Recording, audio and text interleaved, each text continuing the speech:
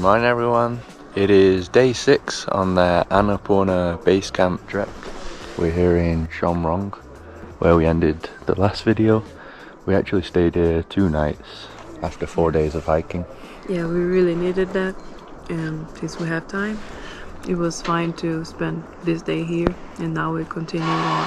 Yeah, are you feeling recovered? Yes, I think so. I'll see when we start walking. Yeah, so it's about 4 degrees Celsius right now, 7 AM. Just having masala chia to warm up. Carol went for the omelette, and I got the gurung bread once again with honey. And as usual, the views are really clear in the morning. So look at Annapurna South right now, closer than ever. And that over there is Machaputri, kind of in the clouds.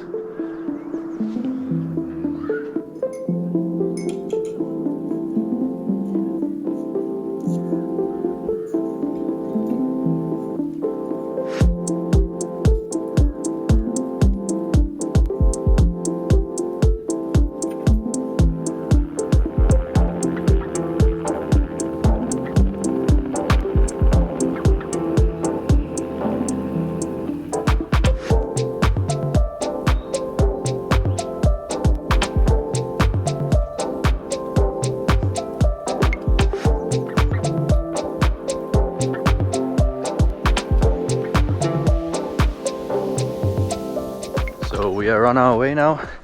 We don't know where we're going exactly. We're going towards a place called Sinoa now, which is about 2 hours away, just over there on the corner. So we got to walk all the way down the valley here and then up there, about 2 hours, 2.5 hours. But we'd like to get to a place called Dovan, but that's about 5.5 hours away. But we might try and get all the way there.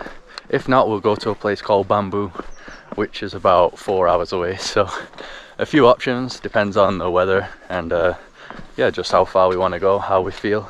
I've still got some really sore calves from the previous day. I thought it would heal more, but it's not. So I'm dealing with some muscle soreness, and Carol's got like blisters and some cuts. So yeah, we're a bit beaten up, but we'll make it.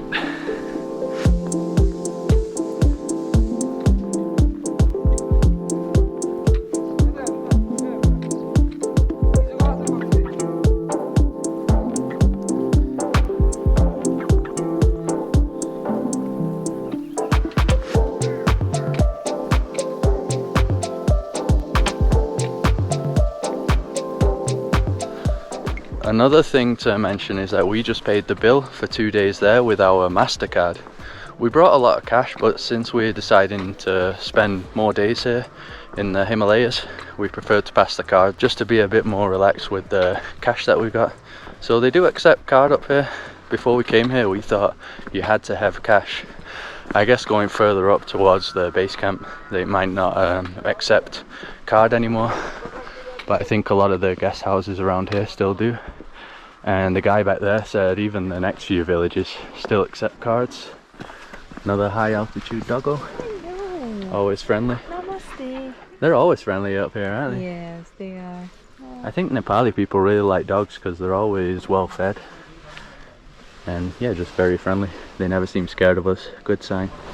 There was one dog that we met in Tadapani. It followed a group from Poon Hill all the way to Tadapani, which is like a 4.5 hour trek. Went on a big adventure with them.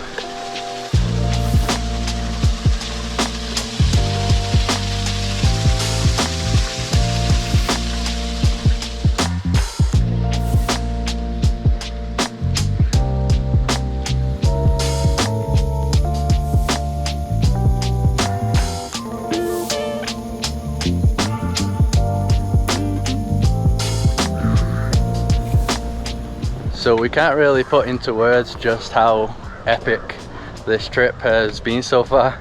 Really is unbelievable. I remember we did a Q&A recently, and somebody asked the question, which places do we go that the footage that we shoot, the filming, doesn't do it justice? And we mentioned specifically mountainous places because of the height. When you're watching a video, you can't really feel the height of everything. It always looks smaller when we look at it in pictures. and on video. So this is one of the places. So what you're seeing right now, you probably have to multiply it by 20 or something to really feel how high it is for us. Carol, I feel like even if over the next few days, even if the weather's super bad, I'm kind of already satisfied by what we've seen anyway.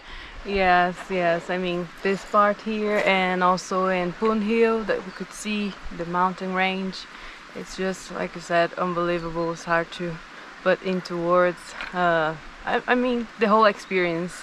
It's tough because it's mentally and physically hard, but it's so rewarding, and we haven't arrived at the end yet. Yeah, like the best part. The best part. So yeah, we're loving it, and I think it's already better than we were expecting, and we had very high expectations for this trek. Yeah, best hiking trip already. Already. And we're only halfway through. It's probably gonna get better and better.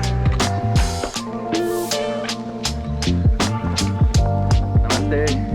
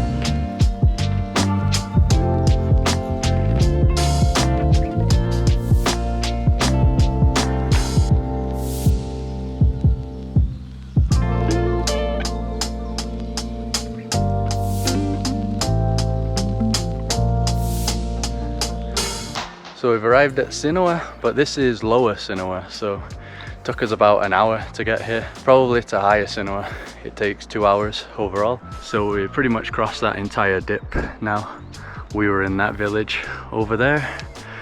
And yeah, we're just gonna continue around the corner, a part that we haven't seen so far.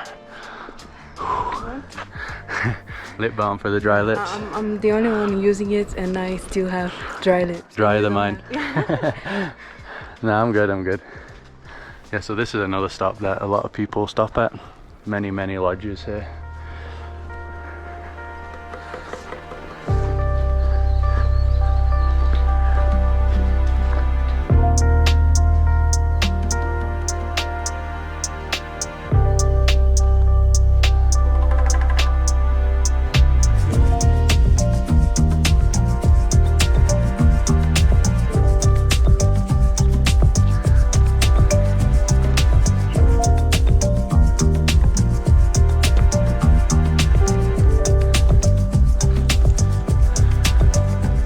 So there's been one major thing that I've wanted to talk about since the start of the trail, which is a big change that's going to happen to trekking in Nepal. I only didn't talk about it before because I didn't know much about it at the beginning of the trail, but I've read more stuff online, and I've also been able to talk to people on the trail, trekkers, and also people that work here about the new rule change. So the big change that's coming in April right now, in a few days, is that it's going to be mandatory that you have to have a guide. So at the moment, a lot of people have guides, probably about 60% on this trail, and then it's probably like 40% that's just like me and Carol doing their own thing. But soon they're going to make it so that you have to have a guide on all the trails throughout Nepal, except for Everest, which is actually more dangerous than this trail and a lot of other trails, higher altitude, more deserted overall. So the reasons that they've said they're implementing this is because to create more jobs for Nepalis.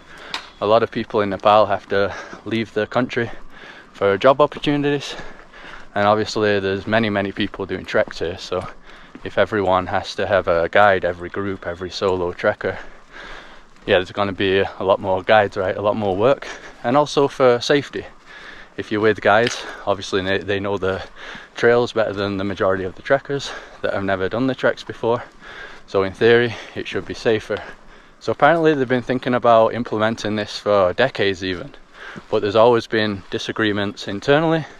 people that disagree with it, and that's mainly because obviously a lot of trekkers don't want guides. That's why like 40% here don't have any guides, and a lot of people, the whole reason that they do treks is to be alone in the wilderness. That's one of the main benefits, one of the aspects that they want. So obviously a lot of people were worried that it's going to decrease tourism overall, because people just simply are not going to come to Nepal. They'll go to other places where they can trek freely. And another one of the possible negatives is the budget.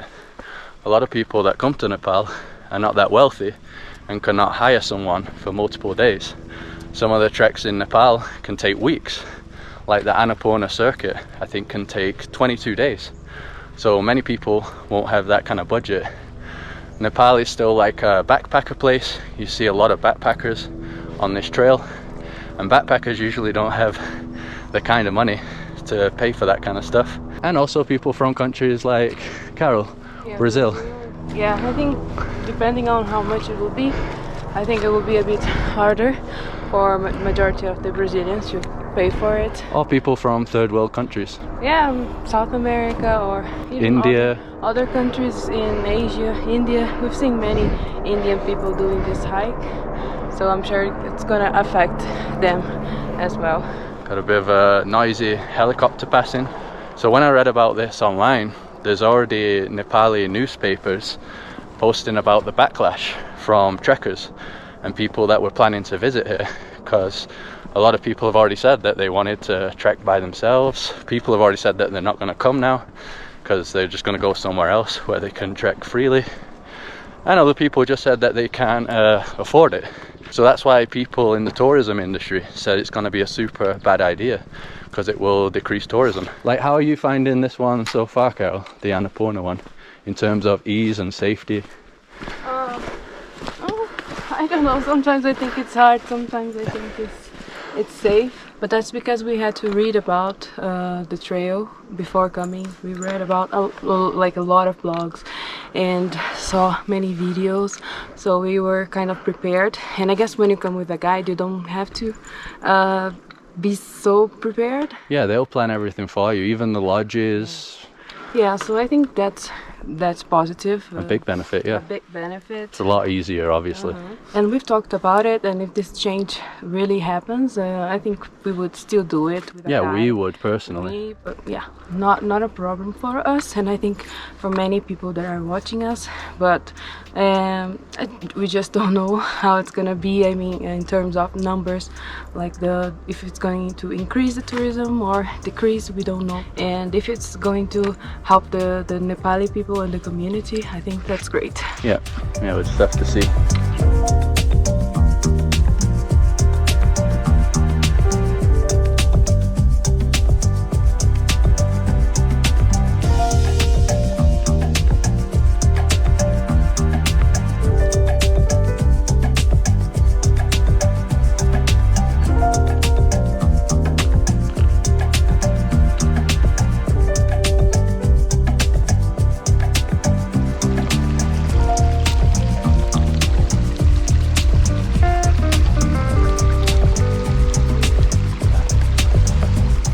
Alright, so we've arrived at Bamboo, 2,145 meters.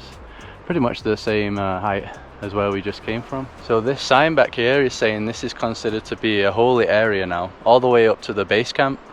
And I think it says that no meat will be available.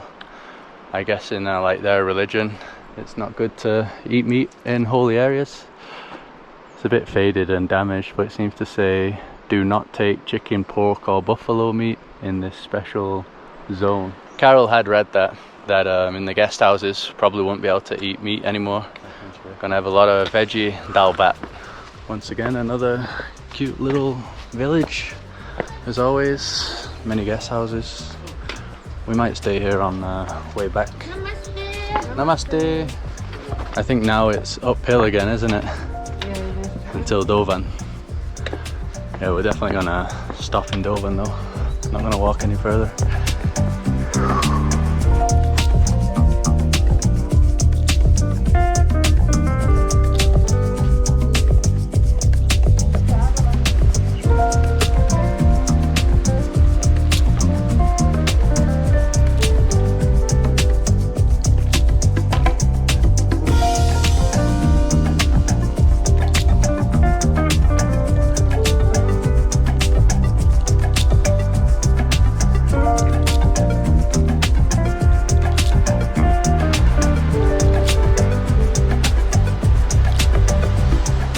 Alright, we made it. Dovan, 2,505 meters. Oh wow, so here in Dovan there's some really unusual big monkeys here. You see it on the zoom? Yeah, I can see it. It's different because it has like a white fur. On its head? Yeah. No, when it passed I thought it was a dog, it was so big. Oh, now it's on the move. So we have just checked into our new place, but we're paying 500 a night. And I think we also have to pay like 200 if we want a warm shower, which we will probably do. So we didn't get the same deal as the previous days where we stayed for free as long as we ate a lot of food. But we didn't try to get that deal either, we just accepted the price that they said, not a bad price. So it's kind of similar to the previous places. It's private, our own room. But the good thing about this place, since it's new, the walls are pretty thick. Like really thick actually, so it should be warmer. The windows also seem really good. And we get some amazing views. And check this out, because those monkeys are all around here. There's a bunch of them, one right there. And we also get this epic big waterfall. Best waterfall we've seen so far. Some other falls down there. That is the size of a dog. Yeah, maybe even bigger depending on the dog. Yeah, I think it is. Bigger than a lot of dogs. Really cool that there's monkeys all the way up here in the cold weather.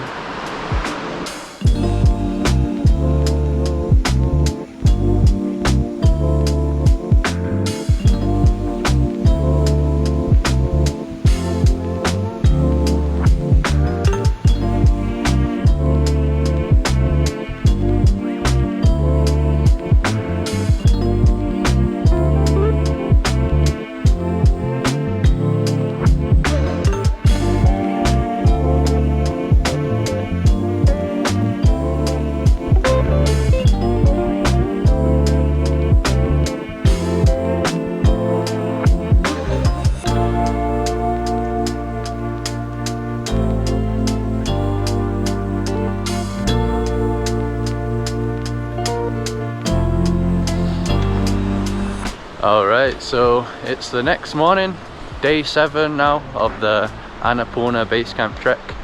We're just leaving Dovan and we're about to head to a place called Deurali. I think on the way we're going to pass a little village called Himalaya, and I think we're going to be walking for about 3.5 hours. It was extra cold here. I think it was like 0 degrees, sleeping in 0 degrees. It said that the weather was supposed to be bad in the morning, but it's actually very clear. And look at that view over there, Putri. We're getting a lot closer now. Now we've got one of the maps as usual. Yeah, here. Oh yeah, we're here and we're going up here to Deurali. And then after that there'll only be 2 more stops for the trip. Almost there, Carol. I think from now on it's going to be even more like Himalayan vibes, because we're going to be surrounded by the icy, snowy mountains a lot. And then in the next video we will be in the ice and snow pretty much the whole time when we reach the base camp.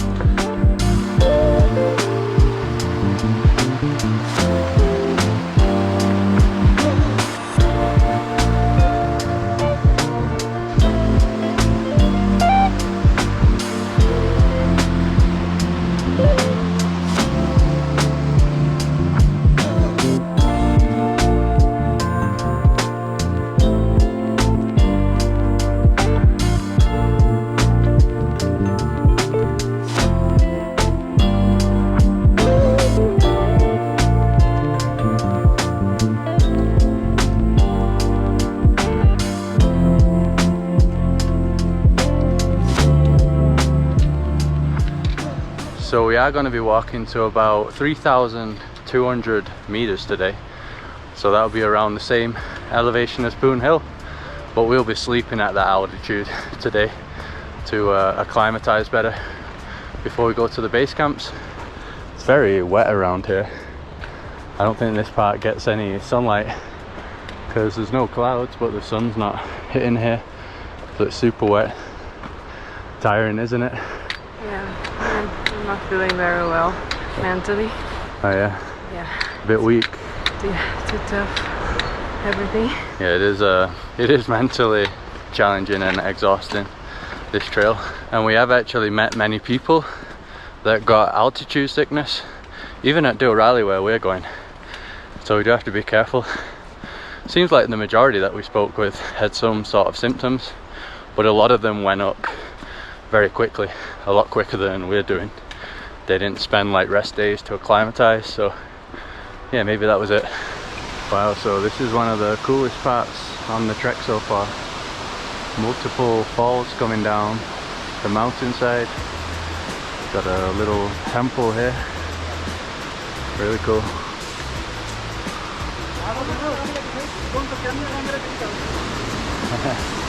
Wow.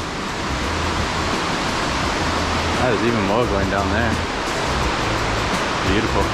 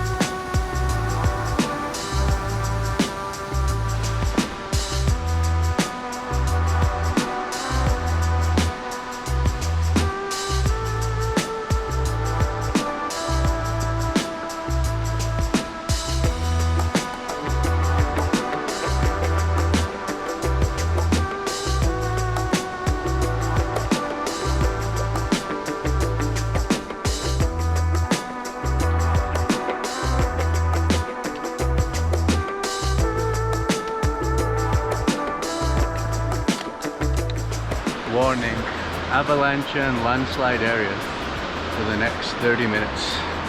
So this village of Himalaya is at 2,900 meters, but I don't think we're going to be stopping here at all. Just going to continue on.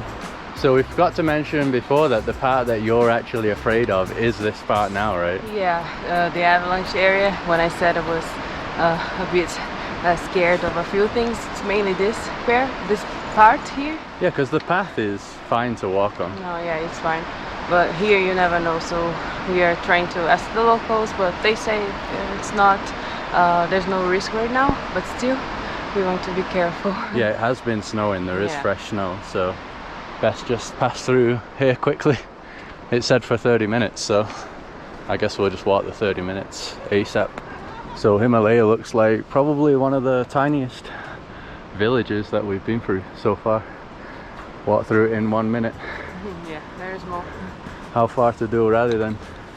It's showing 2 hours and 10 minutes, but only 2 kilometers. Okay. But I think it's very steep. Yeah. This isn't the only avalanche zone though. So I think those people that died in 2020, the guides and the tourists, I think that was after Deurali, not here. So yeah, gotta pay attention there as well. They pretty much say just to go early while the snow and ice is still cold, right? Before it melts. And yeah, that's the safest way to do it.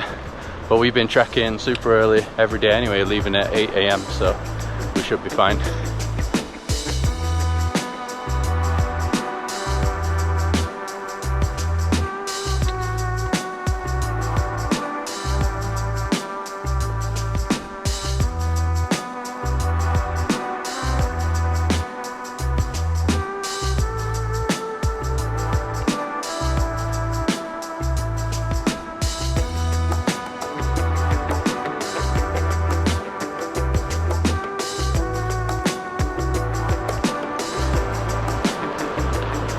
So there's a big cool cave here. It's called Hinku Cave.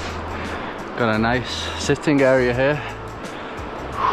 So yeah, we just came through that valley all the way down there, and the good news is you can see Deurali now, the village. So it looks like there's about 30 minutes to go. It is a scary trail though. We are kind of scared sometimes, especially when you see the ambulance helicopter things going that way where we're going, and then bringing somebody back in a stretcher. We've seen that 2 or 3 times already today, and we've seen it on other days, so yeah, that obviously makes you a bit nervous. You're going somewhere where people are being stretchered away. Emergency rescue. You checked online how much the emergency helicopter is, didn't you? Yeah, I think it's around $3,000 or $4,000, something like that. Quite a lot. Yeah, but we bought the insurance, so I think we should be covered if we need one, but we don't want to need one. Yeah.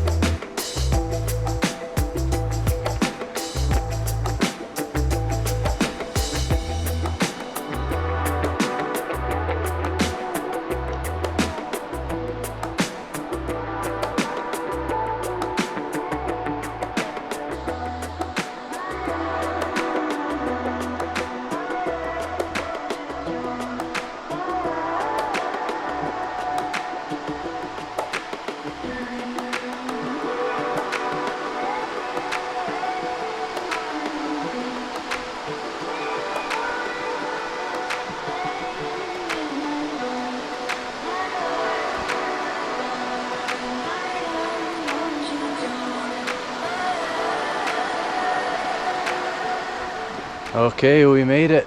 Home sweet home. Took about 3 hours. Deurali, 3,200 meters. So I guess even at this part, it's been snowing some other days. I think that was a few days ago when it was raining a lot. Certainly get beautiful views from up here though. So this part is lower Deurali. I think we're going to head at the top. I think there's an upper Deurali. Probably get better views from up there. So we ended up not going to upper Deurali because we stopped at a little store on the way to get the crampons because we're probably going to need that. They only had one pair though, but yeah, at least we could put like one on each foot. Yeah. One for you, one for me. Yeah, hopefully that will be enough. So that's 500 a day. And we stayed at the same place as the store because the lady said that it's for free as long as we eat. But you do have to pay for things like a shower. So I just had a really nice warm shower. It's actually the best shower I've ever had here. It was really hot and the room was like a sauna. And yeah, I just really needed that since we're constantly cold. Really is freezing. It's just going to get colder and colder. This room, yeah, it's going to be like negative degrees having to sleep in that. But so far these blankets, as long as you're underneath them, they usually do a good job. But it's just the moment that you get out, like stood here right now, it's just really freezing. Then you have to pay for things like Wi-Fi too, so I think Wi-Fi is 300 per person. We'll probably pay for that. We want it as well to be able to check the weather because that's important right now.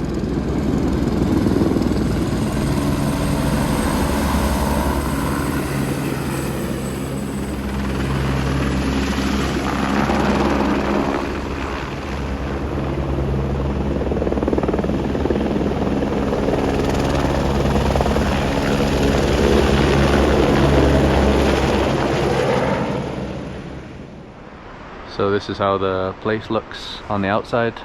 The little store that we got the crampons was just here. And yeah, it's completely getting covered in the clouds now. Probably won't be able to see much later on.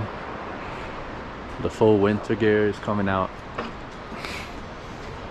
Ice cold. I'm tired of the cold. Yeah, me too. Carol just wants to get back to Phuket. Soon, it's ending.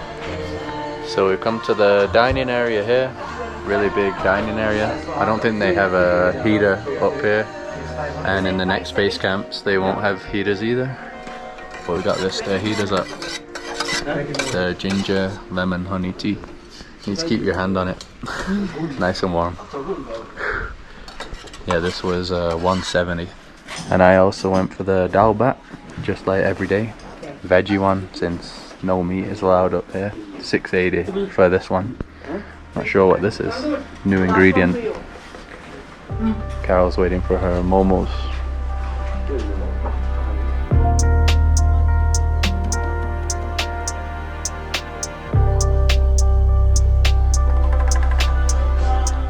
Guys, this is what I call a refill. Look at that. Refill's bigger than the original dish. Yeah, I don't know how you can eat that much. My 2,000 calorie meal today. So here's Carol's steamy momos, $6.60. What are the ingredients? Potato, Potato, tomato.